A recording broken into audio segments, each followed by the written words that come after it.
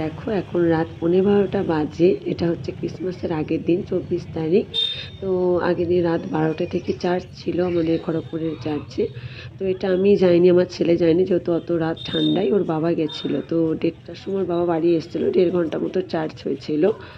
তোর বাবাই ভিডিওটা করেছে। তো কি সুন্দর লাগছে রাতের বেলা। আর চার্চে না, এবার চার্চের ভেতরে চার্চ হবে না, কারণ কাজ হচ্ছে। তাই এবার বেশি বড় করেও গোশালা এগুলো বানাতে পারেনি, তাই এমনি ছোট করে এখানে বানিয়েছে। তাহলে আগের বছরের কি দারুণ করেছিল এগুলো। তো পাশে একটা প্যান্ডেল মতো করেছে, ওখানেই চার্চ হবে। তো সকালে সেটা তোমরা দেখতে পাবে যখন আমরা যাব। তো আমি ভাবলাম যে ওর বাবা ভিডিও করেছে, তো এটাও দিই ভিডিওতে।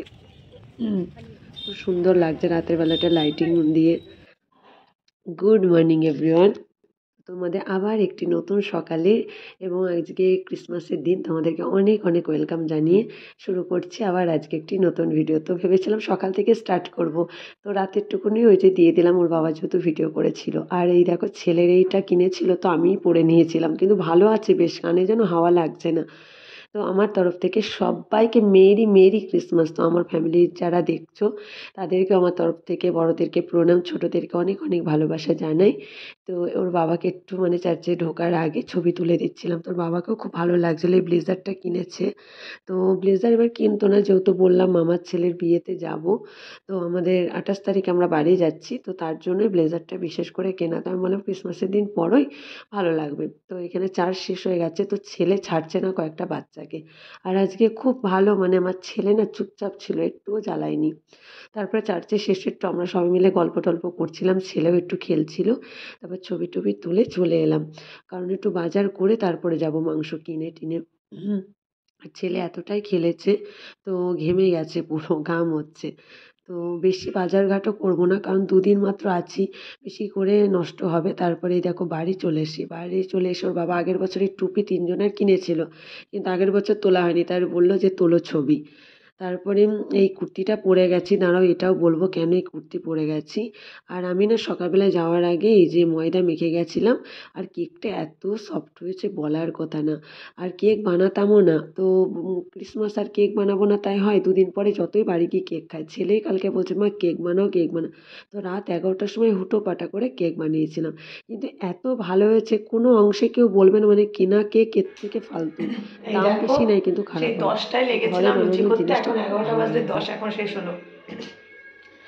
তো এই এতক্ষণ ধরে করলাম আর ওর বাবাকে দিলাম, বললাম ছেলেকে খাও, তুমি খাও। ওর বাবার ছেলে খাচ্ছে আর আমি সেই থেকে এই যে এই ডেচকি মানে 2 ডেচকিটাই করলাম লুচি করে।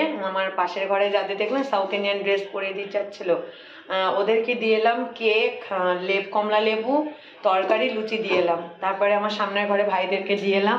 এখন নিচের বোনদের ঘরে যাব, তারপরে আমি খেতে বসবো। খিদে তো পেয়েছে, তারপরে এখনো মাংস টাংস কিছুই বার করে, রান্না যে কখন করব। তো এই যে আমার কেকটা দেখো, মানে সত্যি এবার খুবই ভালো হয়েছে, 2টো ডিম দিয়ে করেছি, বলার কথা না। দেখো একদম বেকারির মতনই হয়েছে, খুবই ভালো হয়েছে, সফট হয়েছে। আর কিশমিশগুলো একদম কি সুন্দর ভেতরে ভেতরে ঢুকে গেছে। আর যে তরকারি আর অল্প পড়ে আছে, লেবু আর এই কটা পড়ে আছে। এই 1.5 কিলো লেবু এনেছিলাম, লুচি আর এই কটা এই যে ভেজে নিলাম। আর এখানে এই যে ডিম সিদ্ধটাও ছাড়িয়ে নিয়েছি। ওর বাবার আর আমার ডিম সেদ্ধ করেছি, ছেলেও একটু খাবে এখান থেকে। তাই সেখানে যে তরকারি আছে একটা ভুলেই গেছি, কালকে রাতের তরকারি। তো চলো এবার আমি খেয়ে নিই তাড়াতাড়ি, তারপরে আবার রান্না বান্নায় তোড়জোড় করতে হবে। ভাবছি স্নান টান করে নিয়ে রান্না বান্নাটা করবো, আগে জোগাড় করে নিই। তো চলো আগে খেয়ে নিই তারপরে, ঠিক আছে। এটাকে এই গলার হারটা কিনেছিলাম সেদিনকে। অনেক কিছু বলছেন মার্কেটিং হচ্ছে, বাট আর ওই ভিডিওগুলো আর করা হলো না, যে মানে করব তোমাদেরকে দেখাবো, মানে শপিং ভিডিও। কি আর ওর বাবার যে ব্লেজারটা দেখলে, ওই ব্লেজারটা ওটা আমার মায়ের তরফ থেকে ওর বাবা কিনেছে। আসলে এবার ব্লেজার কিনতো না, যেহেতু বললাম মামার ছেলের বিয়ে, সেই উপলক্ষে এবার কেনা হয়েছে।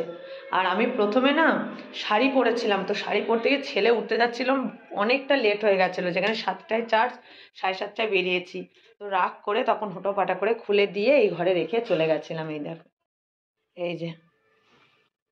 যে এই শাড়িটাও আমি কিনেছি। এই যে ধরো, এই যে পর্দাটা খুলে দিই, 2টো শাড়ি নিয়েছি, তোমাদের সেদিনকে বললাম না, আর দেখানোর বলছি না, সময় হয়নি।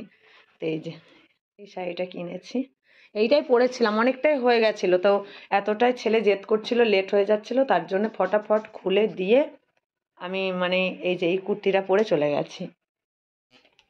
কিন্তু কুর্তিটাও আমি নিতে যাচ্ছিলাম না, ওর বাবা সেদিনকে দিল জোর করে, যা ভালো লাগছিল আর কমফোর্টেবলও আছে পরে বেশ। তো চলো আর বেশি কথা বলবো না, আমি তাড়াতাড়ি খেয়ে নিই, এখনো দুধটাও গরমে বসাইনি। বাবা তুমি খেয়েছো? আর এই যে এই বেড কভার এগুলো সব কেটেছি, পরে তোমাদের দেখাবো। বললো ডিম খাবে।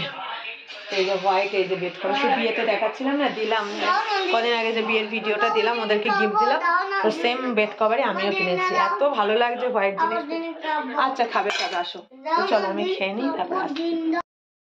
তো দেখো খাওয়া দাওয়ার পরে একটু ওর বাবা আজকে বললো বাড়ির যে চাল খায় ওই মিনিকেট চালের ভাত খাবো না, আজকে ফ্রাইড রাইস বিরিয়ানি হয়, ওই চালের ভাত খাবো। তো এই চালটা কিনেও এনেছিলাম 1 কিলো মতো, তো একটু ভিজিয়ে দিয়েছি 500 মতো। আর পেঁয়াজ কলে আলু ভাজবো, তার জন্য কেটে নিয়েছি পেঁয়াজ কলে আলু। আর আগের দিন রাতে আমি পেঁয়াজ ছাড়িয়ে রেখেছিলাম, আদা পেঁয়াজ এগুলো যতটা সম্ভব পেরেছিলাম ছাড়িয়ে রেখেছিলাম। আর এই যে পাঁপড় এনেছি, পাঁপড় ভাজবো। আর মিষ্টিটা না আনা হলো না, তো মিষ্টিটা ভেবেছিলাম ওর বাবা কুপনও পেয়েছে, তো এটার মিষ্টিটা তুলবো, তো মিষ্টি আর আনতে ইচ্ছাও করলো না, কারণ দুদিন পরে বাড়িতে গিয়ে সব বিয়েবাড়ি এগুলো লেগেই থাকবে। তো মিষ্টি আর খেতে চাই, আর আমরা ছেলের জন্য বিশেষ করে মিষ্টিটা অ্যাভয়েড করছি বাড়িতে, কারণ আমরা খেতে চাইলে না মনটা কেমন হয় যে ছেলেকে দেবো না, এই করে করে মানে দেওয়া হয়ে যায়। তারপরে এই দেখো পাবদা মাছ, রুই মাছ আনা হয়েছিল, তোর বাবা বললো একবারে নিয়ে নাও, এই 2 দিন হয়ে যাবে। তা বললাম আর নিও না কিছু, কে খাবে, এই 2 দিনে মাংস ডিম করলেই হবে। তো তারপরে আর কিচ্ছু ভিডিও করতে পারিনি জানো তো, এই যে গরম মানে দুপুরবেলা একদম খেতে বসেছি তখন, কারণ তাড়াতাড়ি করে রান্নাটা করেছিলাম যে আজকে একটা দিন তাড়াতাড়ি খেতে বসবো, প্রত্যেক দিন তো 3:30 3টে বেজেই যায়, তো আজকে না 2টোর মধ্যে খেতে বসে গেছিলাম। তো শুধু পেঁয়াজ কলে আলু ভেজেছি, পাঁপড় ভেজেছিলাম আর মাংস করেছিলাম, বেশি কিছু করিনি, কারণ ওর বাবাই বললো বেশি কিছু করো না, এটা করো। আর রাতের বেলা ভাবছি যে অন্য কিছু করব, কারণ রাতের বেলা মাটন ওর বাবা খাবেও না আর আমিও খাবো না। তো এই হতে হতে এত ভালো ছিল মাটনটা, তো দেখতে পেলে খুব চর্বি ছিল কিন্তু খুব ভালো ছিল, আর এত নরম হয়েছে, প্রেসারে খুব করে সিটি দিয়েছি, খুব টেস্টি হয়েছিল। আর আজকে আমরা শখ করে এই প্লেটগুলোতে ভাত খাচ্ছি, ওই যে ছেলের বার্থডের সময় অনেক বেঁচে আছে তাই খেয়ে নিলাম। আর ছেলেকে ঘুম পাড়িয়ে দিয়েছি যেহেতু অনেক সকাল করে আজকে উঠেছিল। তো গুড ইভিনিং বন্ধুরা, তারপরে একটু শুয়েছিলাম, আজ সকাল করে উঠেছি, তো ঘুম টুম দিয়ে ওর বাবা বললো চলো একটু বাইরে যাই। তো একটু বাইরে গিয়ে আমি একটু পার্লারেও যাইনি ক্রিসমাস বলে, তো বাড়ি যাবো, এবার একটু পার্লারে যেতে হবে, তো আইব্রো করে এলাম, একটু চুল কেটে এলাম। তারপরে এই যে আমার জামাইবাবুর জন্য একটা হাফ প্যান্ট নিলাম, আর এখানে দিদির জন্য একটা ইয়ে নিলাম কি বলে টেবিল ক্লথ। তো দিদিদের কাপড়গুলো আগেই দেখেছো পাঠিয়ে দিয়েছিলাম জামাইবাবু দিদির ছেলেদের, তবু এটা আমার তরফ থেকে দিদিদেরও 5 তারিখ জানুয়ারি মাসের অ্যানিভার্সারি, তো আমার তরফ থেকে অ্যানিভার্সারিতে আমার দিদিকে টেবিল ক্লথটা দেওয়া, আর দাদা মানে আমার জামাইবাবুকে এই প্যান্টটা আমি শখ করে দিলাম, এটা আমি। তো দেখো চলে এসেছে, আর এখানে মেন সারপ্রাইজ দেখো, আমাকে আমার হাজবেন্ড মানে আমার অ্যানিভার্সারিতে এই বছর ফোন গিফট করলো, মানে 5 বছর পর, মানে কি বলবো, এই একটা তাও জিনিস দিল আমাকে ভালো মতো, মানে দেয় তবুও, মানে আমি এখনো পর্যন্ত ওর কাছে কোনো দিনও ফোন নিইনি। মানে আমি যখন কলকাতায় ট্রেনিং করতাম, মানে আমার তো ডিএড করা আছে, তখন আমার জামাইবাবু আমাকে ফোন দিয়েছিল, তো 8 বছর সেই ফোনটা আমি চালাচ্ছি, মানে এখনও ভালো আছে সেই ফোন, যদি এখনও চালায় না, শুধু কোয়ালিটি মানে ক্যামেরা কোয়ালিটি খারাপ হয়ে গেছে, তারপর স্টোরেজ ফুল হয়ে যায়। তার জন্য ওর বাবা বললো যে অনেক দিন তো ওই ফোনটা চালালে, দাদার দেওয়া, মানে আমি জামাইবাবুকে দাদা বলি, তো আমি এবার তোমাকে ফোন গিফট করবো। তো আমি ভেবেছিলাম এবার সোনার জিনিস নেবো, একটা শাঁখা বাঁধানো। ওর বাবা বললো সব হবে, তো ফোনটা দরকার, যেহেতু ছেলেও স্কুলে ভর্তি হবে, ছেলের স্কুলে সব কিছুর জন্য দরকার হবে ফোনটা। তো ফোন গিফট করেছে আমাকে OnePlus, তো অনলাইন থেকে এটা নিয়েছে, তো ভালোই আছে ফোনটা। তো আমি ভাবলাম ওর বাবার ফোনটা অপো ছিল, এতদিন ইউজ করছে, আর ভিভো মাকে দেওয়া হয়েছিল আগের বার, তো এবার OnePlusটা নিই।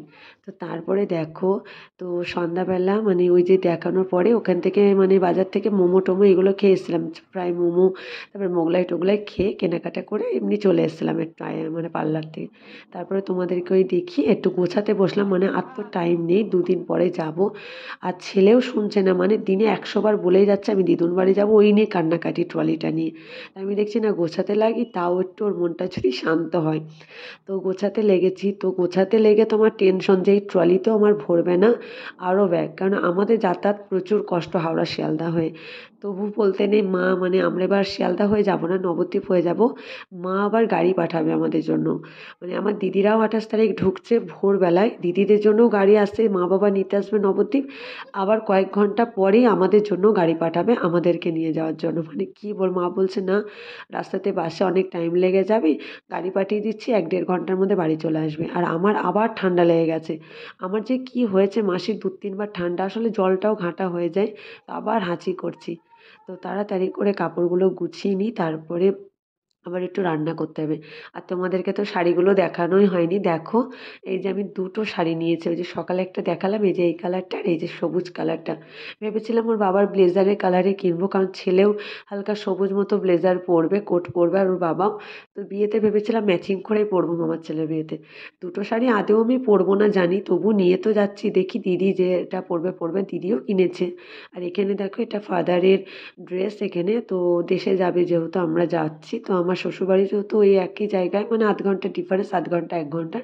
তো আমার বরের বলে কবে মানে একটা মনে মনে মানসিক মতো ছিল যখন আমি প্রেগনেন্ট ছিলাম, যে ও মানে দেশের বাড়ি এরকম ফাদারদের ড্রেস দেবে। তাই এখন সে মানতটা পূর্ণ করছে, তো দিয়ে আসবে যখন বাড়ি যাব। তো চলো আর বেশি বকবক করবো না, এখানেই ভিডিওটা শেষ করব, কারণ ট্রলিটা গুছিয়ে আবার রান্না করব। ডিমের ঝোল, বেগুনি ডাল, আর একটু ভাতও করতে হবে কারণ ভাত অল্প আছে। তো যাই হোক, ট্রলিতে একটু জায়গাটা মানে বেশি, মানে কি বলো তো, আরও একটা ব্যাগ করতে হবে কারণ জিনিস বেড়ে গেছে।